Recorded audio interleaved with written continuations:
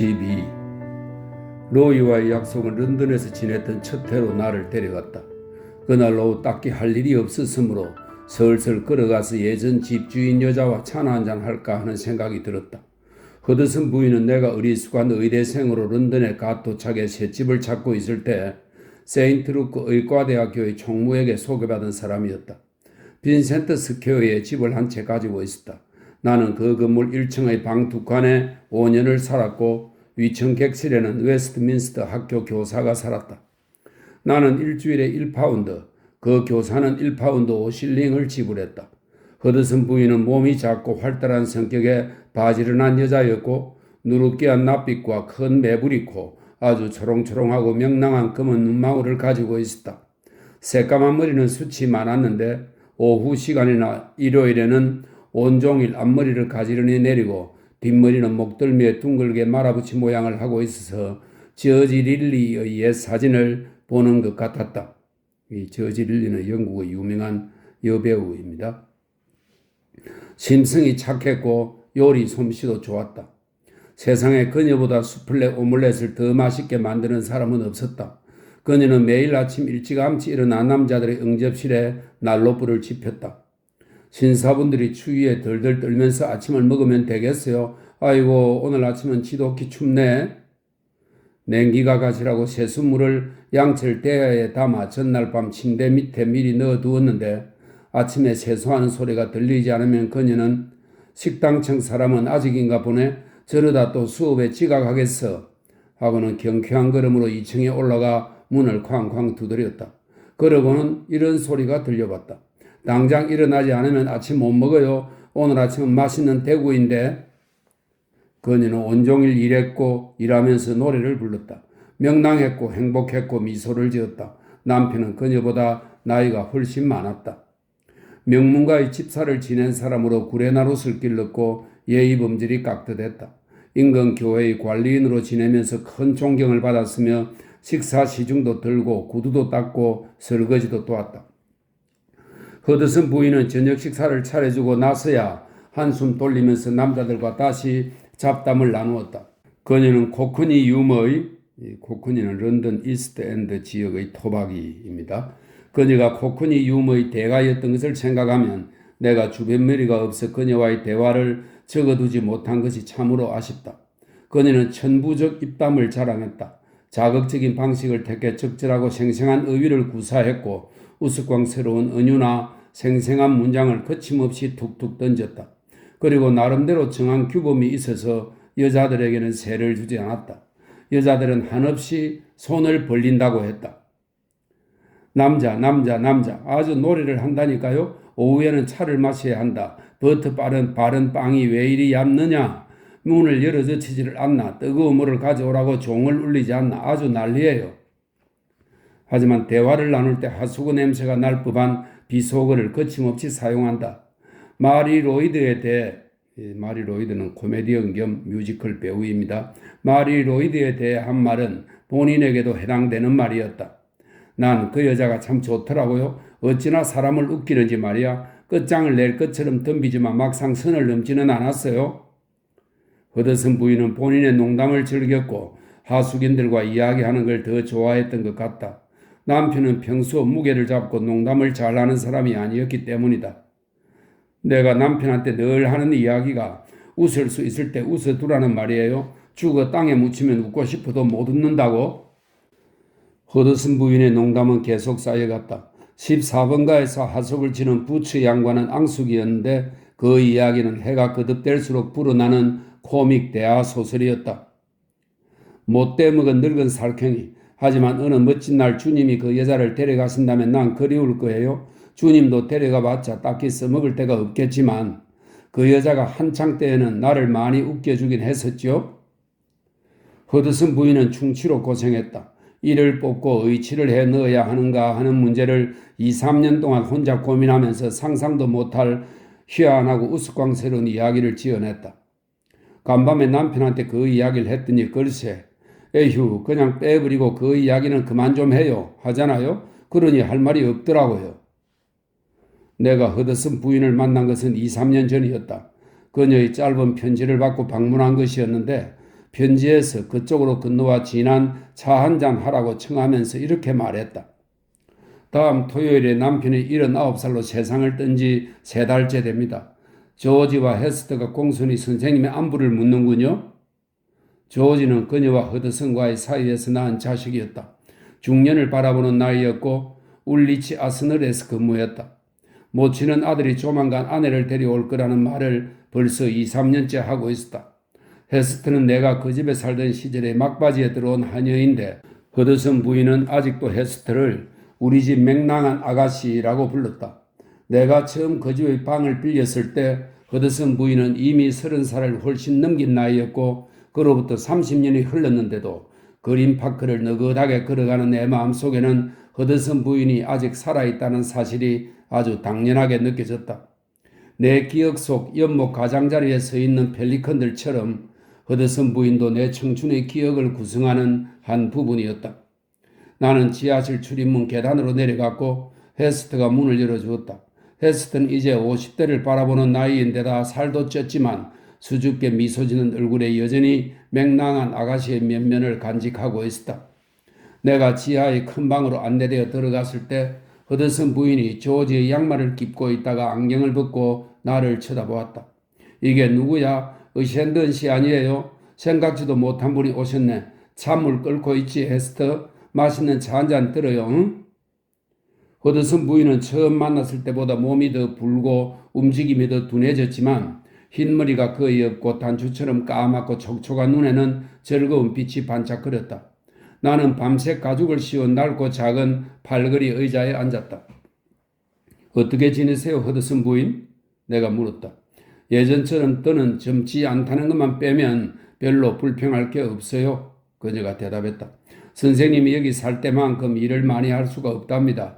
저녁 식사는 무리고 신사분들에게 아침만 겨우 챙겨주고 있어요. 방이 전부 새가 나갔어요. 네, 고맙게도 그러네요. 내가 살던 시절보다 물가가 올랐으니 하숙비를 올려받으면 되고 원래 생활 방식이 검소한 사람이라 허드슨 부인의 형편은 상당히 넉넉할 것으로 생각되었지만 요즘 사람들은 바라는 게 많았다.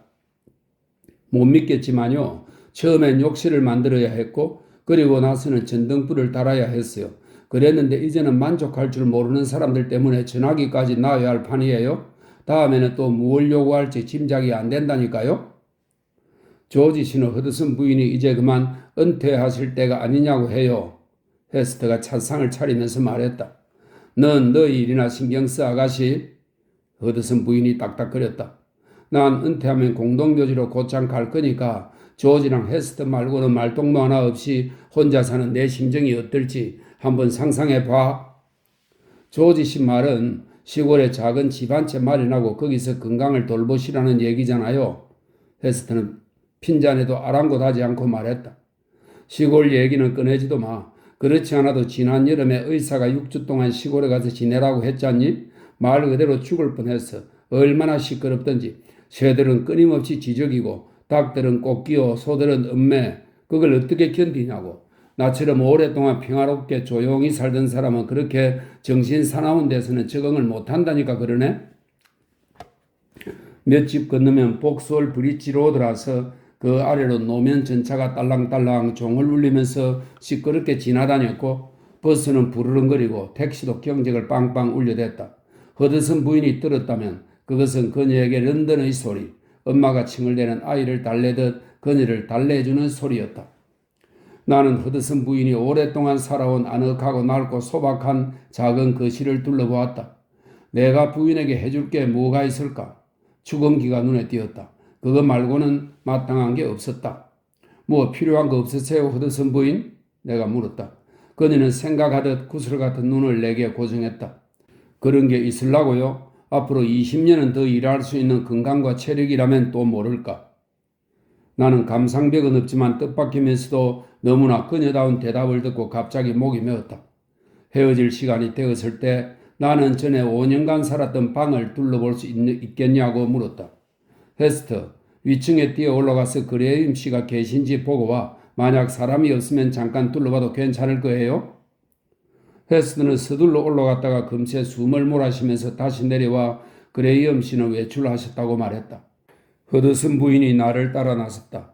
내가 옛날에 잠들고 꿈꾸던 비좁은 철제 침대가 그대로 있었고 서랍장과 세면대도 그대로였다. 하지만 거실에서 운동을 즐기는 남자의 왕성한 기운이 느껴졌다. 벽에는 크리켓 선수와 반바지를 입은 조정 선수의 사진들이 걸려 있었다. 구석에 골프채들이 세워져 있었고 벽난로 선반 위에는 대학의 문장이 박힌 파이프 담뱃대와 담배통이 흩어져 있었다. 나 때는 예술을 위한 예술에 열광하던 시대였기에 나도 별 수 없이 벽난로 선반 위에 무어인의 깔개를 늘어뜨리고 창문에는 화려한 연녹색 서지 커튼을 달았으며 벽에는 페루지노, 반다이크, 호베마의 복제화들을 걸어 놓았었다. 그때 예술의 소질이 참 많았었지요? 허드슨 부인이 농담조로 말했다. 그랬었죠. 내가 중얼거렸다. 이 방에 살면서부터 지나온 세월과 그동안 내게 일어난 일들을 생각하니 가슴 한편이 아려왔다. 바로 이 탁자에서 푸짐한 아침밥을 먹고 소박한 저녁 식사를 하고 의학 서적을 읽고 첫 작품을 썼다. 이 팔걸이 의자에 앉아서 처음으로 워즈워드와 스탕달, 엘리자베스 시대의 희곡, 러시아 소설, 기번, 보즈웰, 볼테르, 루소를 읽었다. 이후 어떤 사람들이 썼을까? 의대생, 도제 점원, 도시에서 열심히 살아가는 젊은이, 식민지에서 돌아온 은퇴한 노인, 집안이 망해 벼랑간 세상에 내쳐진 사람. 예전에 허드슨 부인이 자주 말했듯이 이 방에 있으니 기분이 아주 야릇해졌다. 이곳에서 피어올랐던 모든 희망들, 미래에 대한 희망찬 기대, 청춘의 맹렬한 열정, 후회, 환멸, 피로, 체념. 이 방에서 워낙 많은 이들이 인간의 온갖 감정들을 수없이 품어 성가시고 불가사의한 개성이 방에 깃든 것만 같았다. 그리고 무슨 이유에서인지 사거리에 서서 한 손가락을 입술에 댄 채 뒤를 돌아보며 다른 손으로 손짓하는 여자가 생각났다. 그 어렴풋한 느낌이 전해졌는지 허드슨 부인이 웃음을 터뜨리더니 특유의 손짓으로 오똑한 코를 문질렀다. 사람들 참 재미있지 뭐예요? 그녀가 말했다. 내가 여기 들였던 모든 신사 양반들을 생각하면 참 내가 그 사람들에 대해 아는 걸 몇 가지만 이야기해도 선생님은 믿지 못할걸요? 누가 누구보다 더 이상한가 이 문제죠. 가끔은 잠자리에 누워 그 사람들을 생각하면 웃음이 터져요. 이 각박한 세상에 가끔 실컷 웃기라도 해야지요. 하여튼 하숙인들은 참 희한하답니다. 13. 허드슨 부인의 집에서 지낸 지 2년이 되어갈 무렵 나는 드리필드 부부를 다시 만났다. 나의 일상은 아주 규칙적이었다. 온종일 병원에 있다가 6시쯤 걸어서 빈센트 스퀘어로 돌아왔고 램버스 브리지에서 사온 스타를 읽다가 저녁 식사를 했다. 그러고 나서 왕성하고 성실하고 부지런한 청년답게 교양서를 한두 시간 진지하게 읽었다. 그 후에는 소설과 희곡을 쓰다가 잠자리에 들었다. 그러던 중 6월이 막바지에 접어든 어느 날 무슨 이유에서인지 평소보다 일찍 병원을 나섰고 복스홀 브릿지 로드를 따라 걷기로 했다. 나는 그 시끌벅적한 거리를 좋아했다. 누추한 활력이 흥겨운 마음을 일깨워서 금방이라도 모험이 시작될 것 같은 곳이었다. 이런저런 상념에 잠겨 거닐고 있는데 갑자기 내 이름을 부르는 소리가 들렸다. 놀라 걸음을 멈추고 돌아보니 뜬금없이 드리필드 부인이 서 있었다. 그녀가 나를 향해 미소를 짓고 있었다.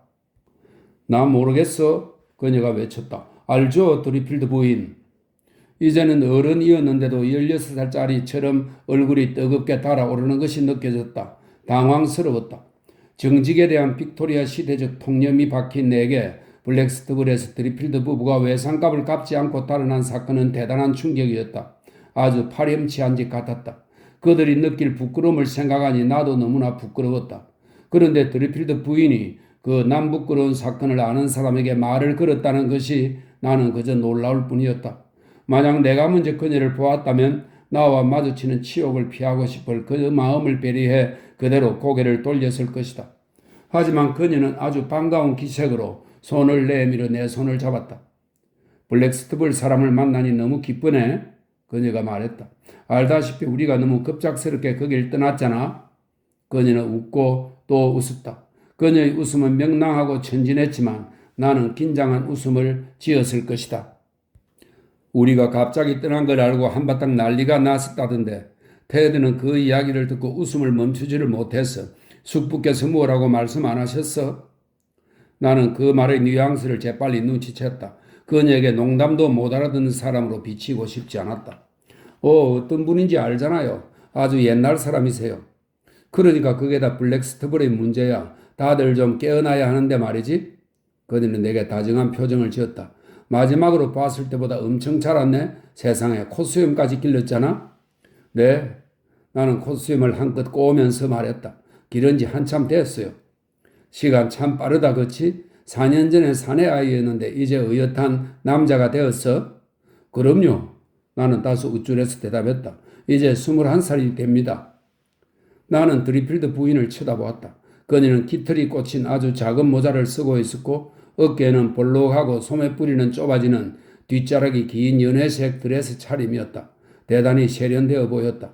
항상 그녀의 얼굴이 괜찮다고 생각은 했었지만 그제야 처음으로 그녀가 예쁘다는 걸 깨달았다. 눈은 기억한 것보다 더 파랬고 피부는 상아 같았다. 우리 집은 저 모퉁이를 돌면 있어. 그녀가 말했다. 저도 그렇습니다. 우린 림퍼스 로드에 살아. 블랙스터블을 떠난 이후 거의 거기서 쭉 살고 있어. 저는 빈센트 스퀘어에서 산 지 2년이 다 되어가요. 런던에 있다는 건 알고 있었어. 조지 캠프가 말해주었거든. 너가 어디에 사는지 종종 궁금했더랬어. 나랑 같이 우리 집에 갈래? 테드가 널 보면 아주 기뻐할 거야. 그러죠. 나는 말했다. 함께 걸으면서 그녀는 드리필드가 현재 어느 주간지의 편집장을 맡고 있다고 말해주었다. 이번 신작이 전작들에 비해 아주 큰 성공을 거둔 덕에 차기작의 선인세로 상당한 금액을 기대하고 있다고 했다. 그녀는 블랙스터블에 관한 소식을 대부분 아는 듯 했다. 나는 조지 경이 드리필드 부부의 도주를 도와주었을 거라는 말이 기억났다. 아마도 그자가 이따금 편지를 보내는 것 같았다. 가끔 남자들이 우리를 지나가면서 드리필드 부인을 쳐다보았다. 그들에게도 그녀가 예뻐 보이는구나 하는 생각이 들었다. 나는 조금 어스대는 기분으로 걷기 시작했다. 림퍼스 로드는 복스홀 브릿지 로드와 나란히 길고 널찍하게 똑바로 뻗어 있었다. 집들은 하나같이 벽토를 바르고 어두운 색깔을 칠한 데다 거대한 주랑 현관을 갖춘 견고한 모습이 비슷비슷하게 보였다. 원래는 런던 시티에서 잘 나가는 사람들이 거주할 곳으로 건축된 주택이었지만 훗날 이 거리의 수준이 떨어졌거나 애초에 적당한 입주민을 들이지 못했던 모양이다. 그곳의 손상된 품위는 은밀하면서도 타락한 분위기를 자아냈고 한때 잘 살았으나 몰락하여 젊은 시절 누렸던 사회적 지위를 주저리 찌꺼리는 고상한 술꾼을 연상시켰다. 드리필드 부부는 탁한 적색으로 칠한 집에 살고 있었다. 드리필드 부인이 나를 비좁고 어두운 현관 안으로 이끌면서 문을 열고 말했다. 들어가자. 테드한테 너가 왔다고 말할게. 그녀는 복도를 걸어갔고 나는 응접실로 들어갔다. 드리필드 부부는 지하실과 1층을 쓰고 있었고 위층에는 그들에게 세를 준 집주인 여자가 살았다. 내가 들어간 방은 경매에서 사들인 중고품들을 연상시키는 것들로 꾸며져 있었다. 긴 수술이 달린 두툼한 벨벳 커튼, 고리와 장식용 줄들, 노란 다마스크 직물을 씌우고 징을 여러 개 박은 도금 의자와 소파 세트, 방 한가운데는 커다랗고 푹신한 발받침이 놓여 있었다. 도금한 장식장 안에 도자기, 상하 인물상, 나무 조각상, 인도산 황동 제품 같은 작은 물건들이 잡다하고 벽에는 산악지방의 협곡과 수사섬, 길잡이를 그린 큰 유화들이 걸려 있었다. 잠시 후 드리필드 부인이 그를 데리고 왔다. 그는 나를 따뜻하게 맞이했다. 낡은 알파카 위독과 회색 바지 차림이었고 턱수염은 깨끗이 밀고 양쪽 끝이 가늘게 말려 올라간 콧수염을 기르고 있었다. 나는 처음으로 그의 작은 키를 의식했지만 예전보다 더 돋보이는 인상이었다. 외모에서 풍기는 이국적인 느낌 때문에 예전보다 훨씬 더 작가답게 보였다. 우리 새집이 어떤가? 드리필드가 물었다. 잘 사는 것처럼 보이지 않아? 이런 집에 사니 기운이 펄펄 나. 그는 만족스럽게 주변을 둘러보았다. 뒤쪽에 테드가 글을 쓰는 작업실이 있고 지하에는 식당이 있어. 드리필드 부인이 말했다. 카울리 양은 오랫동안 어느 귀부인의 말동무였는데 그 귀부인이 돌아가시면서 가구를 모두 물려주셨대. 모두 좋은 것들인 줄 딱 알겠지? 누가 봐도 신사 양반의 집에서 나온 물건이야. 로지가 이 집을 보자마자 반해버렸지. 드리필드가 말했다. 당신도 그랬잖아, 테드. 아주 오랫동안 누추한 환경에서 살았는데 상황이 달라져 이런 고급품들에 둘러싸여 살게 되었어. 퐁파두르 부인이 된 것 같다니까. 이 퐁파두르 부인은 루이 15세의 연인이자 사교계의 명사로 많은 예술가 문인과 교류했다. 이런 설명이 있습니다. 퐁파두르 부인이 된 것 같다니까. 그 집을 나올 때 나는 다시 방문해달라는 아주 다정한 초대를 받았다. 그들은 토요일 오후마다 집에 있었고 더구나 내가 만나고 싶은 온갖 부류의 사람들이 그 집에 들른 모양이었다. 14. 나는 그 집에 갔다. 즐거웠다. 다시 찾아갔다. 가을이 되어 센트루크 의과대학교의 겨울학기 때문에 런던으로 돌아왔을 때는 토요일마다 그 집을 찾았다. 이로써 예술계와 문단에 발을 들인 셈이었다. 나는 아무도 모르게 하숙집에서 부지런히 글을 쓰고 있었다. 나처럼 글을 쓰는 사람들을 만나는 것이 흥미로웠고 그들의 대화에 매료되어 귀를 기울였다. 온갖 사람들이 모임에 참석했다. 그때만 해도 주말 여행은 드문 일이었고 아직 골프는 조롱거리에 불과했기 때문에 토요일 오후에 용무가 있는 사람들은 드물었다. 그 자리에 대단한 거물이 온 기억은 없다.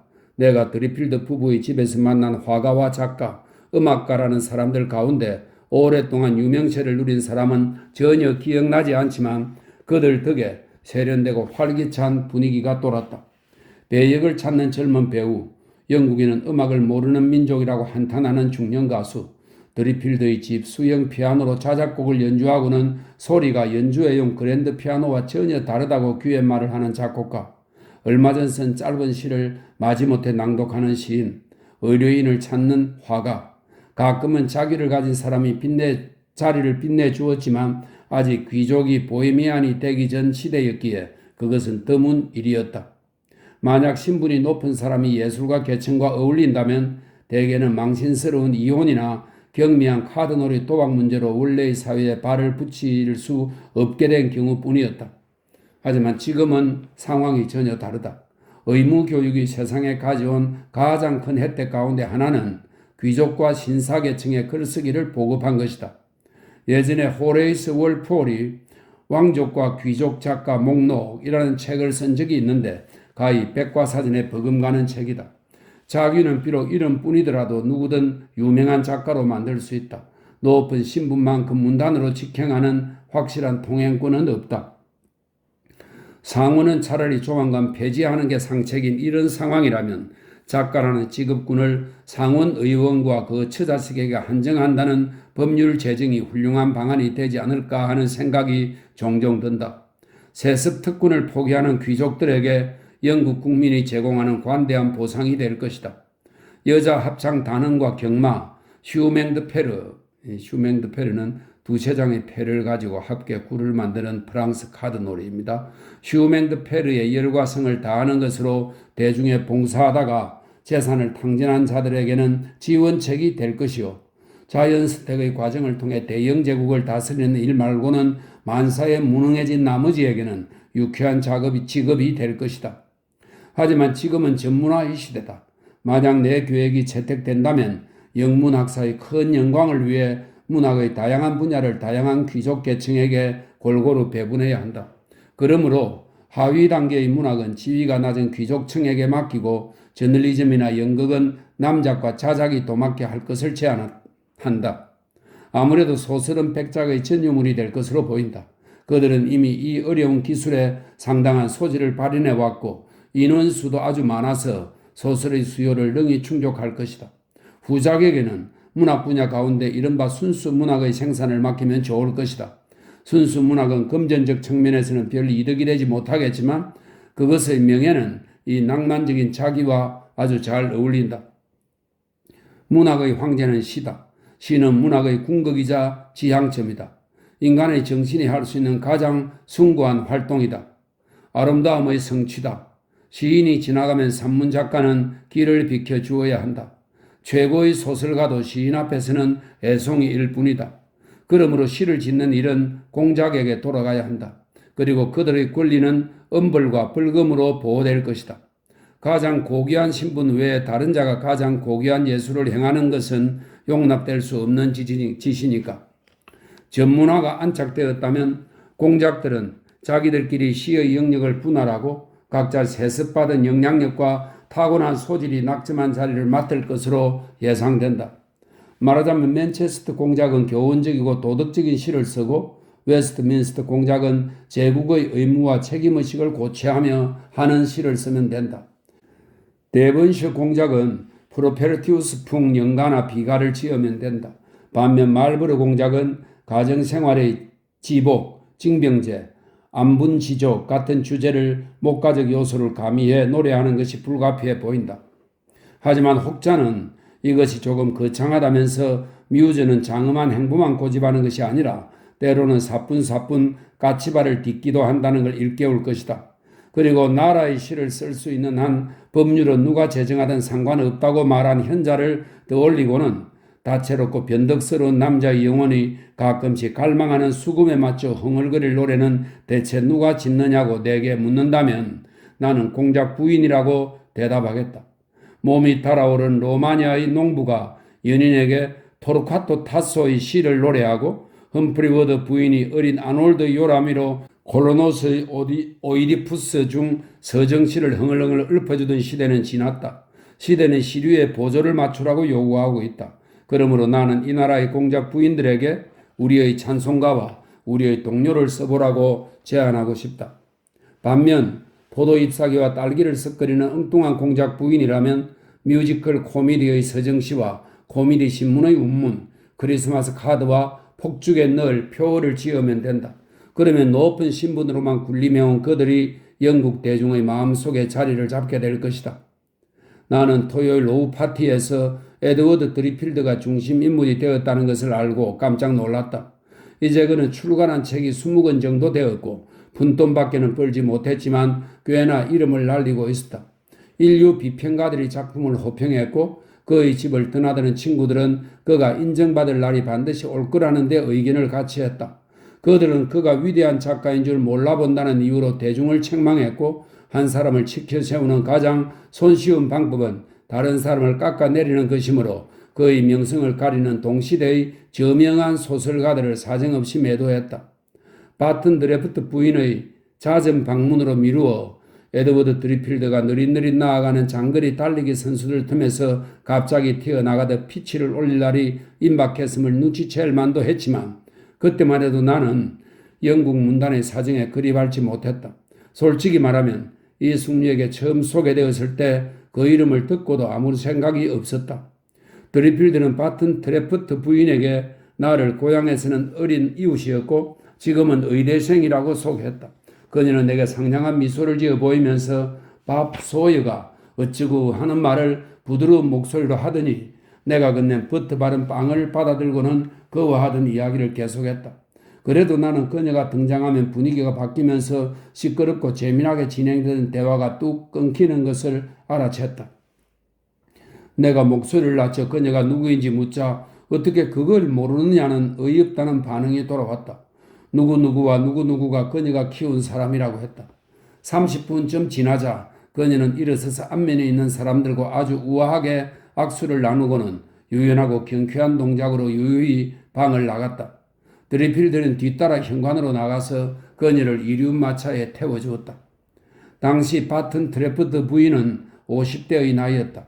몸집이 작고 여리여리한데 이목구비는 큼직하여 머리가 몸에 비해 조금 커 보였고 고불고불한 백발은 밀로의 비너스를 연상시켰다. 젊었을 때 아주 예뻤을 것 같았다. 검은색 실크 옷을 수수하게 차려입었고 구슬과 조개 껍질로 만들어 딸깍거리는 목걸이를 걸고 있었다.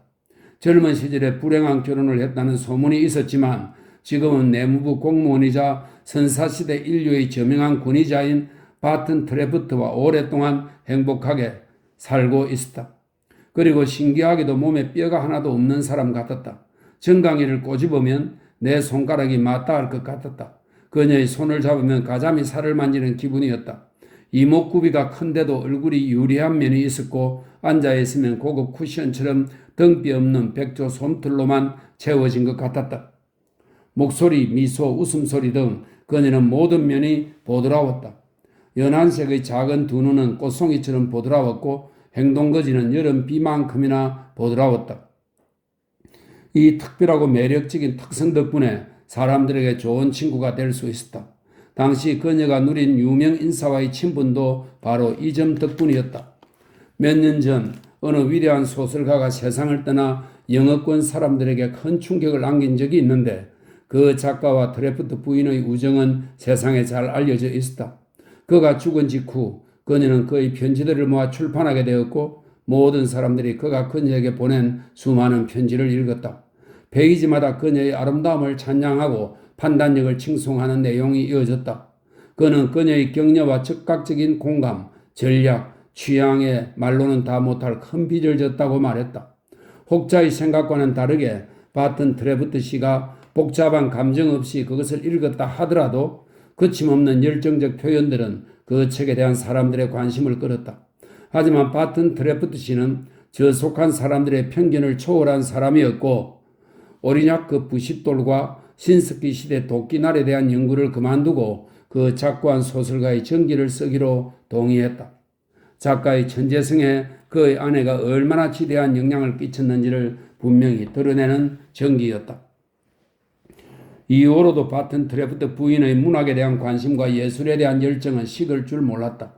그녀가 지원을 아끼지 않았던 친구가 후대의 이름을 날리게 되었고 그것이 그녀의 지원과 결코 무관하지 않았기 때문이다. 그녀는 엄청난 독서광이었다. 눈여겨볼 만한 사람은 놓치는 법이 없었고 전도 유망한 청년 작가면 누구든 재빨리 개인적 친분을 쌓았다. 누구도 그녀가 제안하는 친절을 거절하지 못하리라. 스스로 자신할 만큼 명성은 대단했고 그 전기의 출간 이후 그녀의 명성은 더욱 더 높아졌다. 바튼 트래퍼드 부인의 천재적 사교성은 어디로든 배출되기 마련이었다.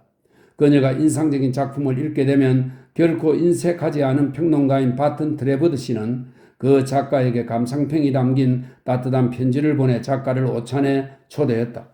오찬이 끝나면 그는 손님에게 바튼 트래퍼드 부인을 마을 상대로 남기고 내무부로 들어가곤 했다. 많은 이들이 부름을 받았다. 그들은 저마다 무언가가 있었지만 탁월하지는 않았다. 바튼 트래퍼드 부인은 안목이 있었고 자신의 안목을 믿었다. 그녀의 안목은 그녀에게 기다릴 것을 명했다.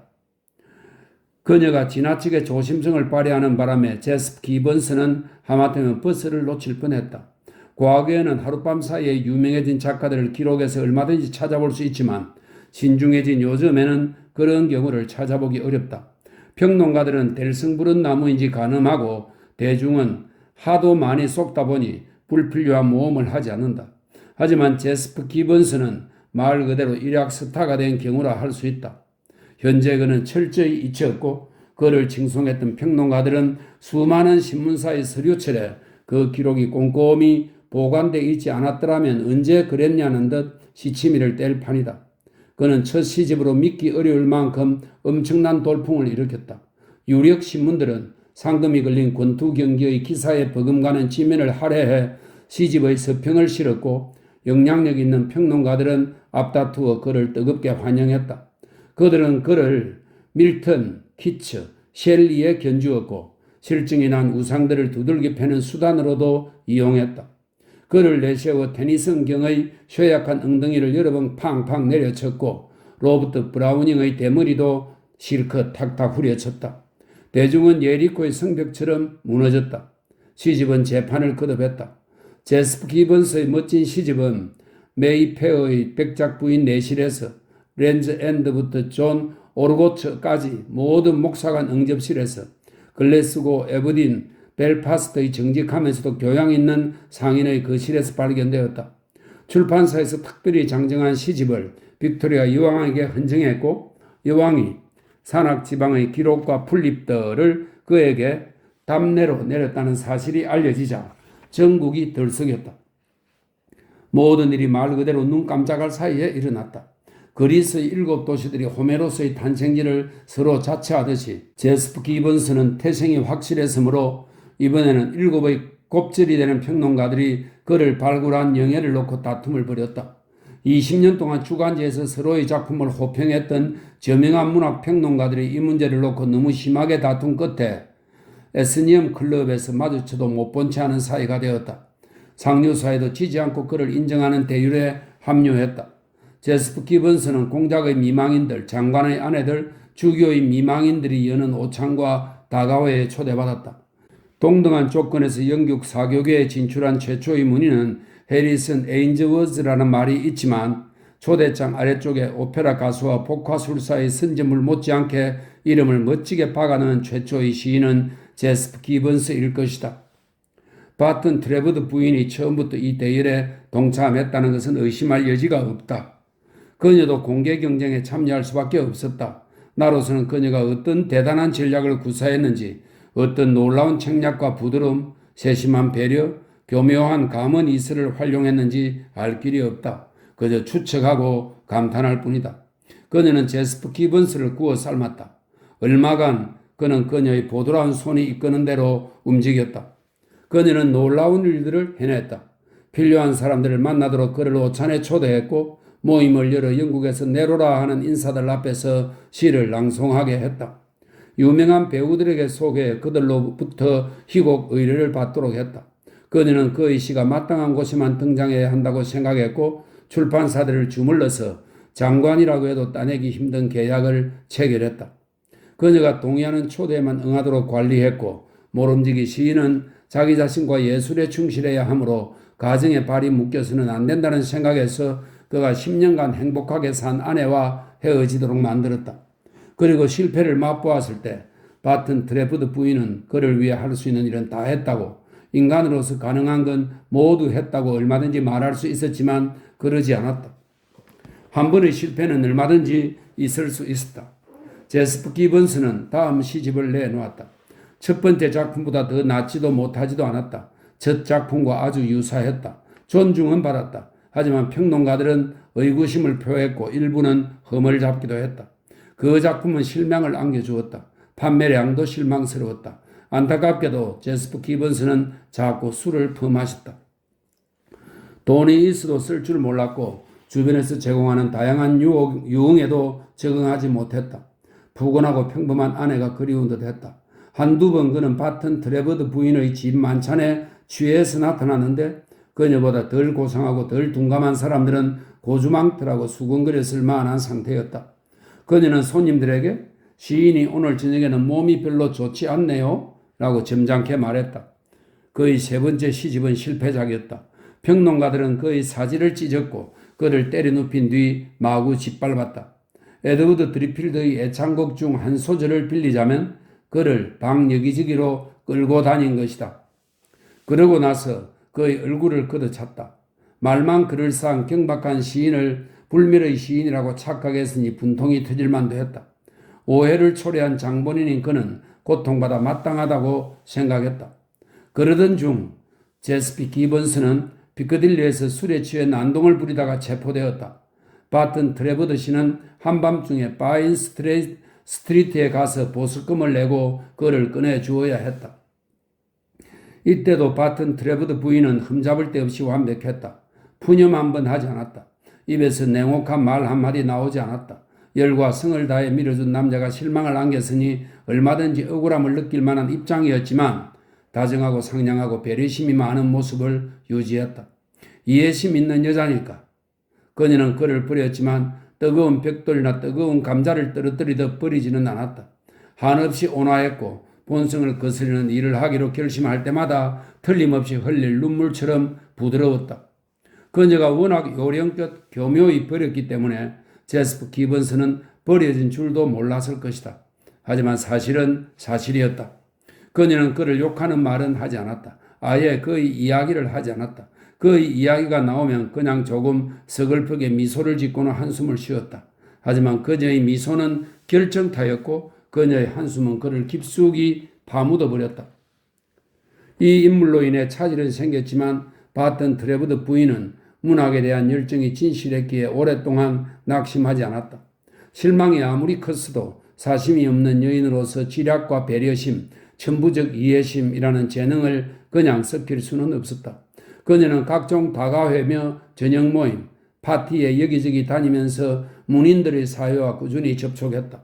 늘 매력적이고 상냥했으며 사려 깊게 귀를 기울였지만 경계하고 평가하고 이번엔 반드시 우승마에 걸겠다는 결의가 있었다. 이 무렵 그녀는 에드워드 드리필드를 만났고 그의 재능을 좋게 평가했다. 드리필드는 젊지 않았지만 제스퍼 기번스처럼 자멸할 것 같지는 않았다. 그녀는 그에게 우정의 손길을 내밀었다. 그의 훌륭한 작품들이 한정된 세상에만 알려져 있는 것이 개탄스럽다고 그녀가 특유의 상냥한 방식으로 말했을 때 그는 감격하지 않을 수 없었다. 기뻤고 사기가 올랐다. 자신이 천재임을 확신하는 것은 언제나 기분 좋은 일이다. 그녀는 드리필드에게 바튼 트레버드가 쿼틀리 리뷰에 그에 대한 주요 기사를 쓸까 고려 중이라고 말했다. 그리고 드리필드를 오찬에 초대해 도움이 될 만한 사람들과 만나게 했다. 그녀는 그가 지적으로 동등한 사람들과 알고 지내기를 바랐다. 가끔은 그를 데리고 첼시 강변을 산책했다. 그들은 죽어 사라진 시인들과 우정과 사랑에 대해 논하고 ABC 쇼업에서 차를 마셨다. 이 ABC 쇼업은 간식을 먹고 차를 마시는 곳으로 인기를 끌었던 영국의 찻집 브랜드입니다. ABC 쇼업에서 차를 마셨다. 토요일 오후 림퍼스 스트리트에 등장했을 때 그녀는 결혼 비행을 준비하는 여왕 벌의 면모를 풍겼다. 드리필드 부인을 대하는 그녀의 태도는 나무랄 데 없었다. 사근사근하면서 그들먹거리지 않았다. 초대해 주어서 고맙다는 말을 아주 듣기 좋게 말하고는 드리필드 부인의 외모를 칭찬했다. 에드워드 드리필드를 칭찬할 때는 약간의 부러움을 섞어서 위대한 남자의 반려자라는 자리는 얼마나 대단한 특권이냐고 말했다. 문인의 아내에게는 다른 여자가 남편을 칭찬하는 것만큼 화나는 일이 없다는 것을 알아서가 아니라 순전히 친절한 마음에서 한 말이었다. 그녀는 드리필드 부인에게 단순한 품성의 여자가 관심을 가질 만한 단순한 것들을 이야기했다. 요리, 하인, 에드워드의 건강, 남편을 세심히 보살피는 부인의 마음 씀씀이, 바튼 트레버드 부인은 본인처럼 스코틀랜드 명문가 출신의 여인이 저명한 문인이 실수로 결혼한 술집 여급 출신의 아내에게 취할 법한 태도로 드리필드 부인을 대했다. 다정스럽고 장난스럽고 부드럽게 드리필드 부인을 열심히 다독였다. 이상하게도 로지는 트래퍼드 부인이라면 질색했다. 내가 알기로 로지가 싫어했던 유일한 사람이 바로 바튼 트래퍼드 부인이었다. 요즘에는 반듯하게 자란 숙녀들도 쌍년이나 비르먹을 같은 말을 요긴하게 써먹지만 당시에는 술집 여급들도 그런 말을 입에 올리지 않았다. 그 무렵 나는 로지에게서 소피 숙모를 들으면 질색할 만한 말은 들은 적이 없었다. 누가 조금이라도 야한 이야기를 하면 그녀는 두피까지 온통 빨개지도록 얼굴을 붉히곤 했다. 그런 그녀가 바튼 트레버드 부인을 망할 늙은 살쾡이라고 불렀다.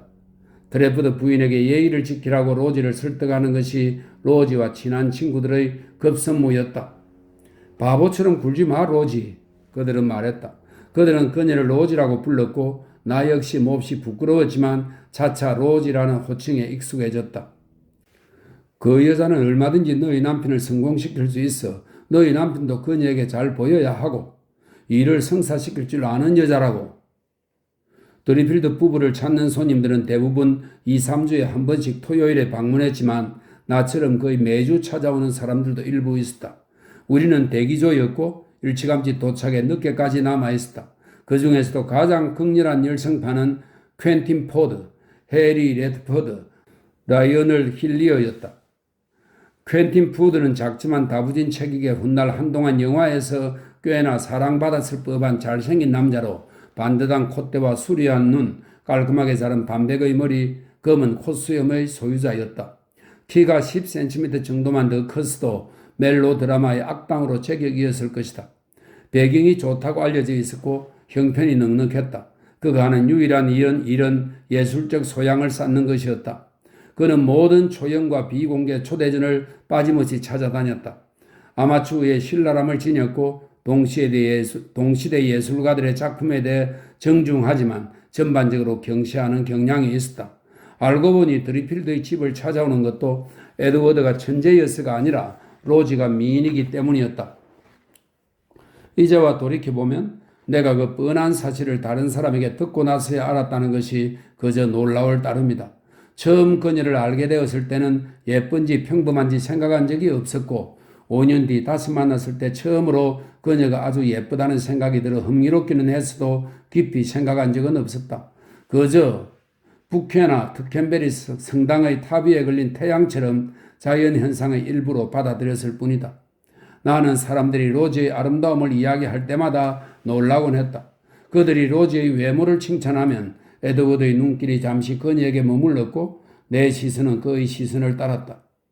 라이언을 힐리어는 화가였고 그래서 그녀에게 모델이 되어달라고 부탁했다. 그가 그리고 싶은 게 무엇인지 그녀에게서 무엇을 보았는지 이야기할 때마다 나는 멍하니 듣고만 있었다. 알쏭달쏭하고 혼란스러운 소리로 들렸다. 해리 레드포드는 그때 잘 나가던 사진가를 알고 있어서 특별히 날짜를 잡아 로지를 데리고 사진을 찍으러 갔다. 한두 주일 후 토요일에 사진이 나왔고 모두들 그것을 구경했다. 내가 이브닝 드레스를 차려입은 로지를 본 것은 그때가 처음이었다. 뒷자락이 길고 소매산이 봉긋하고 가슴이 파인 하얀색 세틴 드레스였다. 머리 모양은 평소보다도 우아하게 손질한 것처럼 보였다. 옛날 조이 레인을 처음 보았던 밀짚 모자와 빳빳한 셔츠 차림의 건강하고 젊은 여자와는 전혀 달랐다. 하지만 라이언을 힐리어는 마뜩치 않게 그 사진들을 옆으로 던져버렸다. 망했어. 그가 말했다. 사진사가 로지를 데리고 무얼 표현해 봤자야. 중요한 건 피부색인데? 그는 그녀에게 고개를 돌렸다. 로지, 당신 피부색은 이 시대의 큰 기적이라는 걸 알고 있어? 그녀는 아무 말 없이 그를 쳐다보았지만 도톰하고 붉은 입술에는 천진하고 장난스러운 미소가 어려 있었다. 내가 그걸 얼추 흉내만 내도 평생 풍족하게 살 수 있을 텐데, 그가 말했다. 부유한 정권 중개인들의 아내들이 굽실거리며 찾아와 당신처럼 그려달라고 나한테 부탁할 테니까. 얼마 후 나는 로지가 그에게 모델 노릇을 하고 있다는 사실을 알게 되었다. 화실이라면 한 번도 가본 적이 없는 데다 그곳을 로맨스의 관문 정도로만 생각했던 나는 언제 한번 들러 그림이 얼마나 진행되었는지 구경해도 되겠냐고 물었지만 힐리어는 아직 아무에게도 보여주고 싶지 않다고 했다. 그는 나이 35세 이색적인 외모의 남자였다. 세련된 면을 싹 빼고 유머스러운 분위기를 더한 반다이크 초상화라고나 할까? 키는 중키보다 살짝 컸고 날씬했으며 풍성하고 멋진 검은 머리와 처진 콧수염, 뾰족한 턱수염을 가지고 있었다. 챙이 넓은 솜브레로와 스페인식 망토를 좋아했다. 그는 한때 파리에서 오래 머물렀다. 우리가 들어본 적 없는 모네, 시슬레, 르누아르 같은 화가들을 감탄하며 이야기하는가 하면 우리가 마음 깊이 진심으로 찬탄하는 프레드릭 레이팅경이나 엘머 테미마시, G.F. 워처 씨는 우습게 생각했다. 나는 그가 어떻게 되었을까 지금도 종종 생각하곤 한다. 그는 몇 년쯤 런던에서 자리를 잡으려 애쓰다가 실패했는지 어찌어찌 피렌체로 흘러갔다. 나는 그가 거기서 미술학교를 차렸다는 말을 듣고서 몇 년 뒤 우연히 그곳에 갔을 때 그에 대해 물어보았지만 소식을 아는 사람이 없었다. 그는 분명히 재능이 있었다. 그가 그린 로지 그리필드의 초상화가 아직까지 아주 생생히 기억나기 때문이다. 그 그림은 어찌 되었을지 궁금하다. 파괴되었을까? 아니면 첼시의 중고품점 다락벽에 벽을 마주한 채 눈에 띄지 않게 파묻혀 있을까? 그래도 어느 지방 미술관 벽에 한 자리 차지하고 있을 거라고 생각하고 싶다. 머저리 짓이었지만 나는 결국 그림을 구경하러 하러 와도 좋다는 허락을 얻었다. 힐리의 화실은 풀럼 로드에 있었다.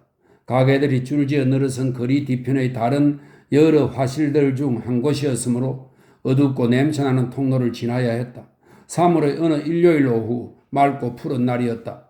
나는 빈센트 스퀘어를 출발해 한산한 거리를 걸어갔다. 힐리어는 화실에서 살고 있었다.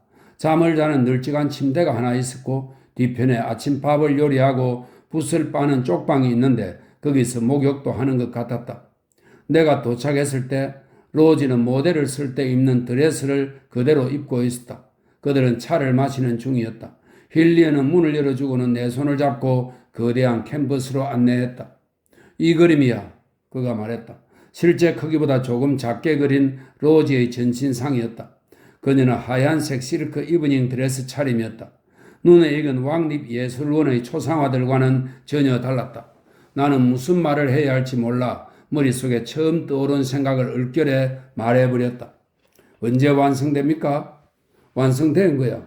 그가 대답했다. 나는 얼굴을 벌겋게 붉혔다. 천하의 바보처럼 굴었다는 생각이 들었다. 그때는 현대 화가들의 작품에 자유자재로 대응하는 요령을 아직 터득하기 전이었다. 지금은 예술에 대해 잘 몰라도 화가를 만족시킬 각종 창의적인 반응들이 깔끔하게 정리된 얇은 안내서 하나쯤 이 자리에서 당장 쓸 수도 있다. 세상에 하는 감탄사는 철저한 사실주의자의 역량을 인정하는 말이고 지독히 진실하군요. 는 부시장 미망인의 컬러 사진이 눈앞에 불쑥 나타났을 때 당혹감을 감추기에 좋은 말이다. 후기 인상파를 칭찬하고 싶으면 슬쩍 낮은 휘파람을 불고 입체파에게는 지독히 재밌군요 라는 말을 던지고 압도되는 경우에는 오를 입이 딱 벌어질 만큼 매료되면 아가 좋다. 그때 나는 완전히 똑같네요 하는 변변찮은 말만 겨우 했을 뿐이었다. 자네가 기대하는 예쁘장하고 그렇고 그런 그림은 아닐세. 힐리어가 말했다. 아주 좋은데요? 나는 방어적으로 얼른 말했다. 왕님 미술원에 출품하실 건가요? 아니 천만에.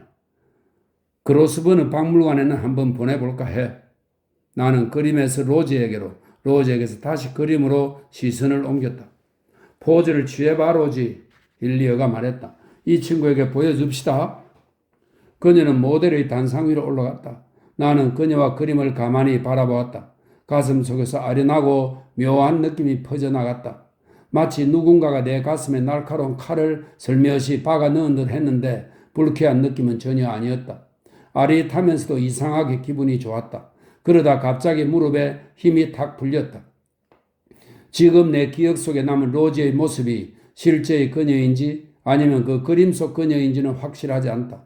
그녀를 생각할 때마다 떠오르는 것은 처음 만났을 때의 밀짚 모자와 셔츠 차림이나 이후 보았던 다른 드레스 차림이 아니라 힐리어가 그린 그 하얀색 실크 이브닝 드레스를 입고 머리에 검은색 벨벳 리본을 단 채 힐리어의 요구대로 포즈를 취한 모습이기 때문이다.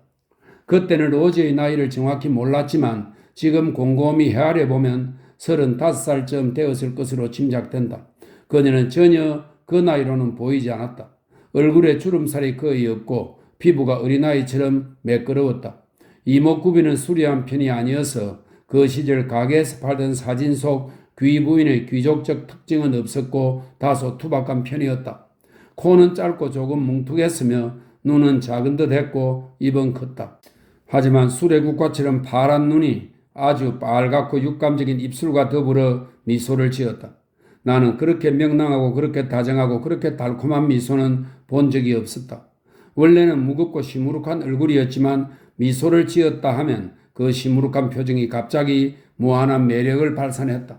혈색은 돌지 않았고 눈 밑에 연한 푸른빛이 도는 것 말고는 아주 밝은 미색을 띤 얼굴이었다. 밝은 금발머리는 당시의 유행을 따라 앞머리를 공들여 내리고 뒷머리를 높이 틀어 올린 모양이었다. 로지는 그리기가 아주 까다로워? 힐리어는 그녀와 그림을 쳐다보면서 말했다. 보다시피 얼굴도 머리도 온통 금빛인데 인상은 금빛이 아니라 은빛이 돌거든. 나는 그의 말뜻을 알 것 같았다. 그녀는 태양이라기보다 달처럼 은은하게 빛났다. 태양이라고 해도 하얀 새벽 안개에 쌓인 태양 같았다. 캔버스 한가운데 선 그녀는 손바닥이 보이게끔 양팔을 옆으로 늘어뜨리고 목과 가슴의 진주 같은 아름다움이 돋보이도록 고개를 살짝 젖힌 자세였다. 그녀는 커튼콜을 받고 나와 뜻밖의 박수갈채에 어리둥절한 여배우처럼 서 있었지만 어쩐지 청순하고 묘하게 봄날 같은 분위기가 돌아서 여배우에 비하기는 어려웠다. 그 꾸밈없는 모습은 진한 화장이나 무대와는 어울리지 않았다. 그녀는 스스럼 없이 사랑을 찾아 나선 처녀처럼 서 있었는데 연인의 포옹이라는 대자연의 목적을 성취하려는 것이므로 죄책감은 없었다. 그녀는 풍만한 몸매를 어느 정도 드러내는데 그리낌 없는 세대에 속했다. 날씬하면서도 가슴이 풍만하고 엉덩이가 탄탄했다. 훗날 바튼 트레버드 부인은 그 초상화를 보고 제물로 바쳐진 어린 암소가 생각난다고 말했다.